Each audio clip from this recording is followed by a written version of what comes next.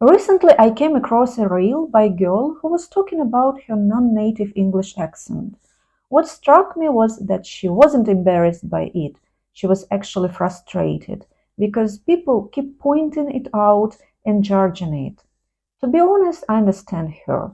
When someone speaks English with an accent, many people immediately focus on what sounds different. What they often forget is that this person may speak two, three, four, or even more languages, and that changes everything. Let's put things into perspective. According to US Census data, about 78% of Americans use only English at home. While using only English at home doesn't automatically mean someone is monolingual, it does show that a large majority of Americans use only one language in their daily lives. In England, students are not required to continue studying a foreign language after the age of 14. In other words, many native English speakers grow up in a system where becoming proficient in a second language isn't considered essential. Compare that with millions of people around the world who learn English in addition to their native language, and often a third language or even a fourth language. In Europe, multilingualism is much more common.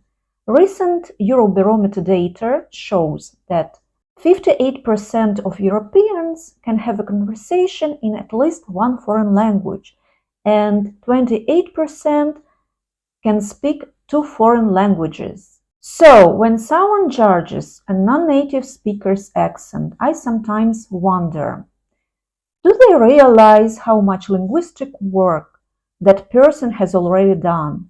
Learning one foreign language is difficult. Learning two, three, four inevitably affect your pronunciation.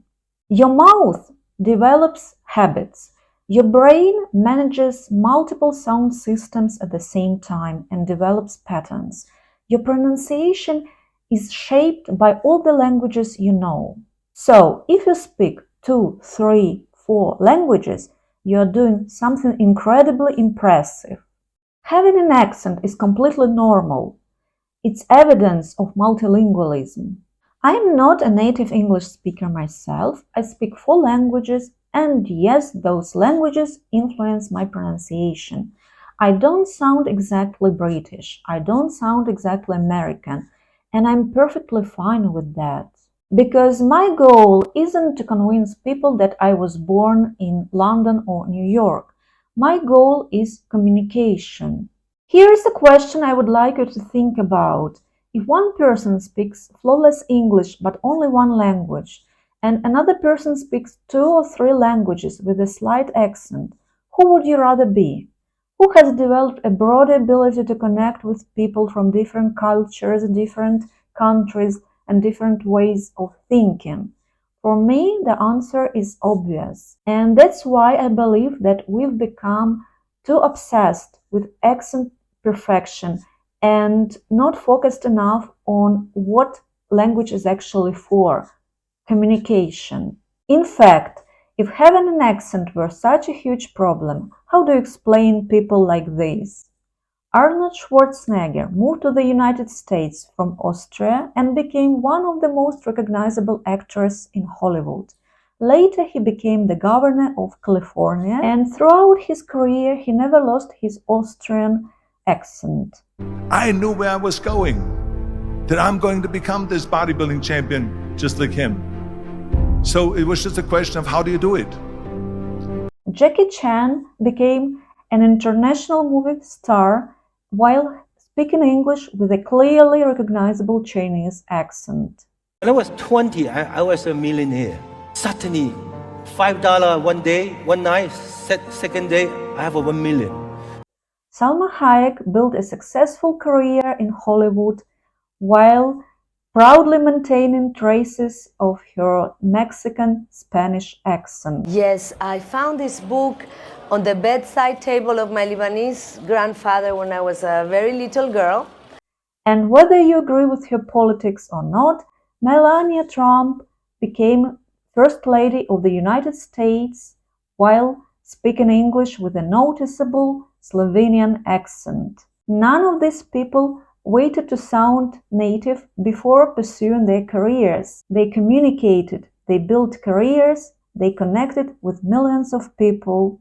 Their accents didn't stop them from being successful, because success isn't determined by whether you sound native. It's determined by whether people understand you, trust you, and connect with what you have to say. An accent can be noticeable, but communication is what people remember. So, why are so many English learners waiting until their accent is perfect before they start speaking? Don't get me wrong, pronunciation is important, but there is a huge difference between being intelligible and being native-like. I always encourage my students to work on their pronunciation. Not because they need to sound native, but because they need to be intelligible. Your goal is clear pronunciation and a neutral, easy to understand accent. Your goal isn't to erase every trace of your linguistic background. In fact, your accent often tells a story. It tells that you've learned another language. It tells that you've stepped outside your comfort zone. It tells that you've invested thousands of hours into acquiring a skill that many people never attempt. So, next time when you're worried that your English doesn't sound exactly like a native speaker's, remember, being multilingual isn't a weakness. Having an accent isn't a failure. The real goal is simple. Can people understand you? Can you express your thoughts? Can you connect with people?